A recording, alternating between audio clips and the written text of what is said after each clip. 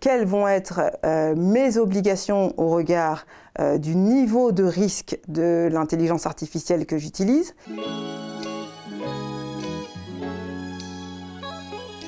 Je suis Sonia Cissé, avocate spécialisée en technologie, protection des données et cybersécurité chez Linklaters à Paris.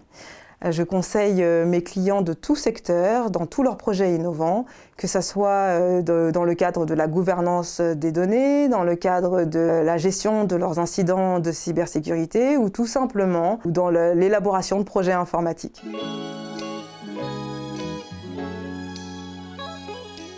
Alors, le règlement sur l'intelligence artificielle est en fait l'un des premiers textes consolidés qui vise à réguler l'utilisation de l'intelligence artificielle. C'est effectivement un texte qui est très nouveau dans son approche et qui fait partie aujourd'hui de ce qu'on appelle le paquet digital, c'est-à-dire la volonté, l'encadrement par la Commission européenne et par l'Union européenne de toutes les réglementations qui visent à couvrir l'espace numérique. Le règlement sur l'intelligence artificielle s'inscrit donc dans ce paquet digital et a pour objectif de permettre aux consommateurs dans l'Union européenne de bénéficier d'une intelligence artificielle sécurisée et également à encourager l'innovation dans le secteur de l'intelligence artificielle.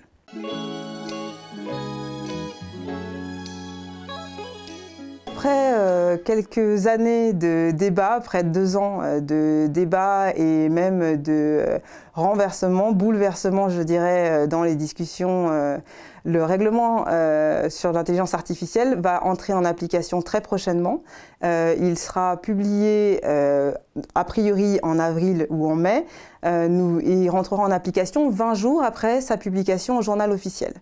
Il a une approche graduée, c'est-à-dire une entrée en application graduée plutôt, dans le sens où les premières obligations, et notamment celles qui visent les systèmes dits inacceptables, entreront en application dès 6 mois après la publication, soit a priori en novembre 2024.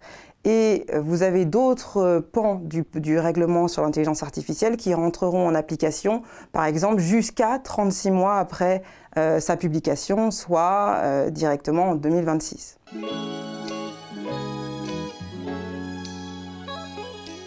Alors, il s'applique effectivement à toutes les entreprises qui utilisent de l'intelligence artificielle, qui mettent sur le marché de l'intelligence artificielle, et ce règlement met en place en fait des obligations qui dépendent du rôle joué par l'entreprise dans la chaîne d'utilisation de l'intelligence artificielle. Donc, typiquement, on commence par les fabricants, ensuite vous avez les déployeurs, après ça il y a effectivement les importateurs et les distributeurs, avec évidemment des définitions pour chacun des rôles, les fabricants étant ceux qui développent l'intelligence artificielle, les déployeurs ceux qui la réutilisent et qui la mettent dans certains systèmes embarqués, et puis les importateurs et les distributeurs, donc évidemment au regard de ces appellations, on regarde par exemple du droit commercial et du droit de la concurrence, et chacun a des obligations très précises qui dépendent évidemment du rôle joué, encore une fois, dans la chaîne de déploiement. Le IA Act,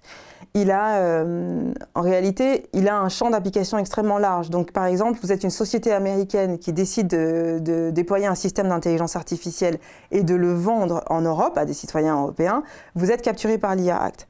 Vous êtes une société d'investissement en Asie qui utilisez dans le cadre de vos activités un système d'intelligence artificielle pour ensuite partager par exemple les résultats de cette activité avec une société en Europe, capturé par le IA Act.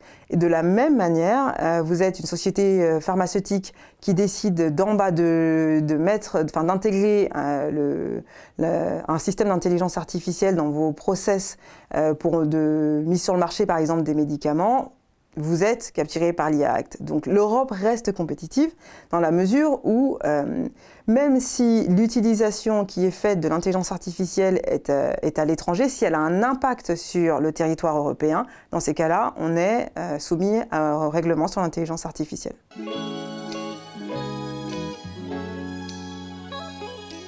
Alors, le règlement sur l'intelligence artificielle, effectivement, a une approche assez innovante puisqu'elle n'est pas risque, c'est-à-dire qu'il vient réguler l'usage de l'intelligence artificielle selon le risque qui est évalué sur cette intelligence. Typiquement, vous avez ce qu'on appelle le risque inacceptable, et donc là, c'est une interdiction pure et dure de mise sur le marché. Typiquement, on pense à tous les systèmes d'intelligence artificielle qui vont avoir un impact très fort négatif, par exemple, sur la société. Par exemple, ceux qui viennent réguler les émotions, ou encore dans le secteur de l'emploi, qui vont procéder à du profilage de personnes à des fins de recrutement. Et puis, vous avez également ceux qui ont un haut risque, donc qui sont acceptés sur le marché de l'Union européenne, mais pour lesquels on estime que le risque est fort, avec une liste qui est précisée en annexe 2 du règlement européen et une définition assez importante.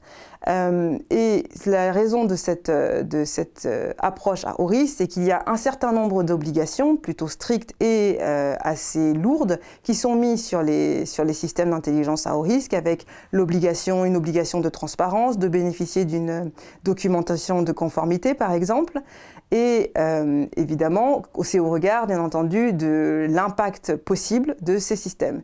Et puis vous avez des systèmes à risque minimal.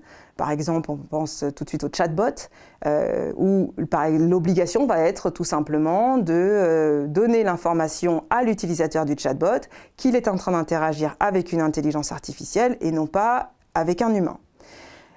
Évidemment, dans le cas, le règlement sur l'intelligence artificielle est en discussion depuis 2021. On a vu évidemment l'arrivée des modèles de fondation, évidemment des LLM et du type ChatGPT, et les régulateurs ont pris ces nouveaux usages en considération. Et donc, ont été ajoutés deux types d'évaluation de l'intelligence artificielle, celui des IA à usage général et celui des IA à usage général systématique, à risque systémique, pardon. Excusez-moi, c'est risque systémique. Pardon. Tu peux reprendre à partir de l'arrivée, enfin, la prise en compte des nouveaux... Merci. Alors, le règlement européen est en discussion déjà depuis 2021, et c'est vrai à la fin de l'année 2022, on a vu arriver sur le marché, bien entendu, des outils tels que ChatGPT. Il a fallu évidemment les prendre en considération dans le cadre de l'élaboration du règlement. Et c'est venu instaurer deux autres types de risques, je dirais. Donc vous avez les IA génératives à usage général plutôt, et les IA à usage général qui présentent un risque systémique. Les IA génératives, ou en tout cas à risque général, non, je raconte n'importe quoi. Pardon, c'est pas à risque général, c'est à usage général. À usage général et à usage général à risque systémique. Ok, mais il n'y a jamais Usage général. Ouais, mais c'est parce que c'est des IA génératives, mais le texte, mais le texte parle d'IA générale. Bon, c'est pas. Ouais, tu peux dire ça. Ouais, générative, ouais, ok. Mais c'est parce que c'est bon, c'est pas grave. Reprends à En 2021. Non, même pas, reprends juste à il y a... De type de risque ? Ouais. Ok, merci. Alors, le règlement donc, est venu mettre en application, venu intégrer deux autres types de risques, celui des IA à usage général et celui des IA à usage général à risque systémique. Les IA à usage général ne présentent pas de risque particulier et donc, quand elles sont mises sur le marché, entraînent avec elles un certain nombre d'obligations plutôt moyennes et pas très lourdes, mais par contre ceux à risque systémique, au regard de l'utilisation qui peut en être faite et qui peut avoir un impact important et négatif sur la société, viennent avec un lot très important d'obligations du type l'obligation de mettre un marquage CE, de bénéficier également d'une documentation de conformité et des obligations de transparence.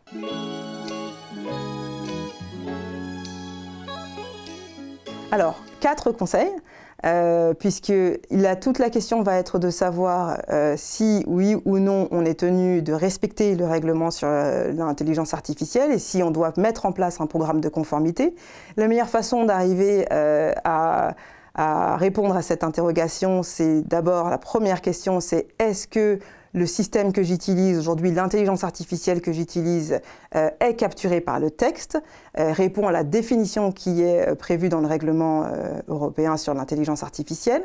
La deuxième question, c'est celle de savoir quelles vont être mes obligations au regard du niveau de risque de l'intelligence artificielle que j'utilise.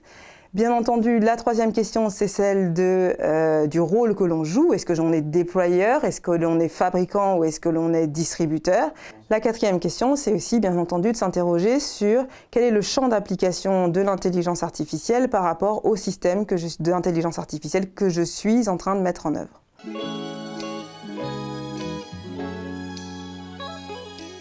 L'Europe reste un marché extrêmement important pour toute organisation, même étrangère. C'est souvent le deuxième marché le plus important en termes de vente. Les citoyens européens consomment énormément de technologies, utilisent beaucoup l'innovation. Et par conséquent, aujourd'hui, aucun prestataire déployeur IT, aucun opérateur d'intelligence artificielle ne peut se passer du marché européen. On a vu exactement la même chose avec le règlement général sur la protection des données, où beaucoup ont été inquiets finalement de la compétitivité de l'Europe et se sont inquiétés de voir certains grands acteurs disparaître du marché européen. Ça a d'ailleurs été l'une de leurs menaces.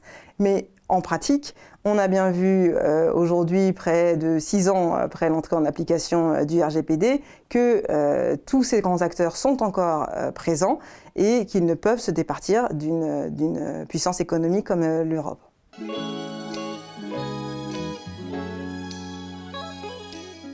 Alors aujourd'hui, la grande difficulté qu'elles vont se confronter les entreprises, c'est surtout de naviguer le paquet digital. Pourquoi? Parce qu'il y a énormément de réglementations. On parle du RGPD, on a parlé du DSA, vous avez le Cyber Security Act, vous avez le Cyber Resilience Act, vous avez DORA et j'en passe. Et donc évidemment, l'IA Act vient se caler dans tous ces textes. Il prévoit également des obligations de conformité. Alors idéalement, il faudrait mener tous ces travaux de conformité de concert autant que possible. Mais évidemment, il y a des différences. Alors, on peut penser, bien entendu, à certains éléments de la conformité qui vont être similaires. Par exemple, l'obligation de mettre en place une étude d'impact. Vous l'avez dans le RGPD, vous l'avez dans DORA et vous l'avez dans l'IA Act. Mais il y a également des sujets qui sont très propres à chacun des textes et c'est parfois très difficile pour une organisation de réussir à s'y retrouver dans ce méandre de réglementation.